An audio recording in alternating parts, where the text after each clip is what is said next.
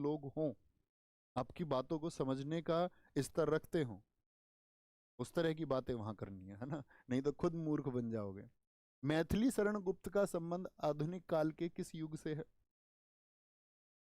क्या बोलेंगे? छायावादोत्तर युग से, द्विवेदी युग से। छायावाद के नहीं है साथी, द्विवेदी युग के मैथिली शरण गुप्त द्विवेदी युग के अंतर्गत आते हैं। द्विवेदी युग के और कौन कौन लोग हैं आप बता सकते हैं? जैसे छायावाद के तो मैं आपको लिखा चुका, छायावाद के 4 स्तंभ है, निराला जी हैं, पंत है, महादेवी वर्मा, जयशंकर प्रसाद। मैथिली शरण गुप्त जी द्विवेदी युग में आते हैं, और द्विवेदी युग के साथ ही ये आपका प्रवर्तक भी हैं, ये बात भी याद रखना। श्रीधर पाठक हैं, श्रीधर पाठक। राम नरेश त्रिपाठी हैं, राम नरेश त्रिपाठी, ये नाम बड़े पूछे जाते हैं। अयोध्या सिंह उपाध्याय, उनका टाइटल क्या है ये बताइए? अयोध्या सिंह उपाध्याय, अयोध्या सिंह उपाध्याय, इनका टाइटल क्या है? क्या बोलेंगे? क्या नाम लिखते थे ये अपना? हरि ओध, हरि ओध लिखते थे, ठीक है। छायावादोत्तर के भी 2 नाम बड़े इंपॉर्टेंट हैं, एक तो माखनलाल चतुर्वेदी, माखनलाल, माखनलाल चतुर्वेदी हैं तो साथी आपके, और एक है आपका बालकृष्ण शर्मा। बालकृष्ण शर्मा, मुझे बताइए ये क्या टाइटल लिखते थे अपना? कितने लोग बताएंगे? बालकृष्ण शर्मा, यहां पर एक रिक्त स्थान में छोड़ रहा हूं, कितने लोग लिख सकते हैं? छायावाद मैं आपको बता चुका हूं। शुक्ल युग में साथी कौन है? रामचंद्र शुक्ल हैं, रामचंद्र शुक्ल हैं। हजारी प्रसाद जी हैं, कौन है? हजारी प्रसाद हैं। मुंशी प्रेमचंद इसी युग में थे, हजारी प्रसाद, मुंशी प्रेमचंद जी। ये भी बड़ी बात इंपॉर्टेंट है कि मुंशी प्रेमचंद जी किस युग के अंतर्गत हैं। तो बालकृष्ण शर्मा, क्या बोलेंगे यहां पर? रिक्त स्थान किसी ने नहीं बता, गुलेरी कह रहे हैं कुछ लोग, गुलेरी। गुलेरी तो साथी चंद्रधर शर्मा गुलेरी हैं, गुलेरी तो साथी चंद्रधर शर्मा हैं। हाँ, बहुत सारे साथियों का उत्तर आया बालकृष्ण शर्मा नवीन। बोले भैया अपना नाम लिखवाने के चक्कर में हो। राज्यश्री किस रचनाकार का प्रथम ऐतिहासिक नाटक माना जाता है? बोलेंगे राज्यश्री किस रचनाकार का प्रथम ऐतिहासिक नाटक माना जाता है?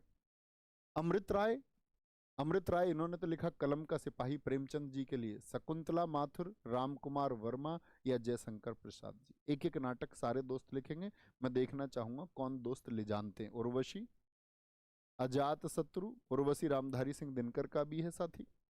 अजात शत्रु, ठीक है, अजात शत्रु है। ध्रुव स्वामिनी है, ध्रुव स्वामिनी। एक आपका साथी अग्निमित्र, अग्निमित्र, ये ऐतिहासिक रचनाएं इन्होंने लिखी, ठीक है। एक आपका स्कंदगुप्त है, स्कंदगुप्त है।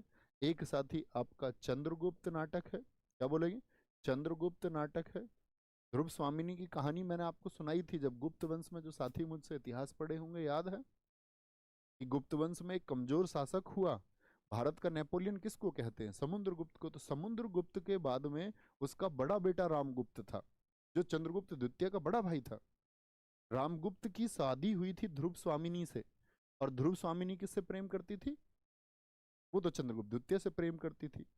लेकिन जब गद्दी पर बैठा आपका रामगुप्त बड़ा भाई, तो उनके घर वालों ने कहा हम प्रेम व्रेम को नहीं मानते, हम प्रेम व्रेम को नहीं मानते, हम तो उससे शादी कराएंगे जो गद्दी पे बैठा है। ये बड़ा कमजोर था, तो लोगों को लगता था ये गद्दी पे नहीं बैठेगा। समझना और सीखना, सबको लगता था गद्दी पे बैठेगा ये, लेकिन बड़े बेटे की वजह से ये बैठ गया, और इस ध्रुव स्वामिनी की इसके घर वालों ने शादी करा दी इससे। बोले पगली हो रही है प्रेम में, संसाधन देख कहाँ है, राजा कौन है, तो शादी भी किससे कराते हैं? राजा से। जो प्रेम है उसको इग्नोर कर देते हैं, कोई मतलब नहीं। और जो व्यक्ति जिसको प्रेम ही नहीं है, वो क्या कद्र करेगा? अब कद्र क्या करेगा कि इस समय पर शक शासकों का, शक राजाओं का आक्रमण हुआ भारत में, तो उनको पता चला ध्रुव स्वामिनी बड़ी सुंदर। बोले अपनी घरवाली जो है वो हमारे पास भेज दो, नहीं तो आक्रमण झेलो। इसने कहा भाई साहब घरवाली को ले जाओ। इतना कमजोर व्यक्ति, इतना कमजोर शासक भारत के इतिहास में हुआ है, कह रहा घरवाली को ही ले जाओ, राज्य रहेगा, राज्य रहेगा तो और सुंदर पत्नी आ जाएंगी। तब इसने कहा कि देखो आज क्या हुआ है, ऐसे पति भी हो जाते हैं।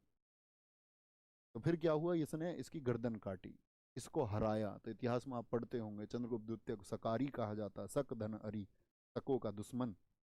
फिर उन शकों को इसने पराजित किया। बोला क्यों शादी करी भैया जब नहीं रक्षा कर सकता तो।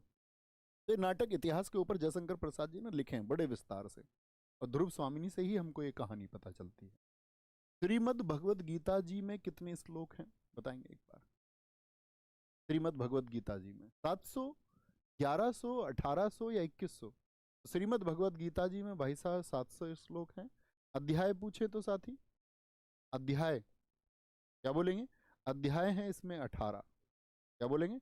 अध्याय इसमें 18 है। गद्यांश पढ़ेंगे दोस्त और उत्तर देंगे।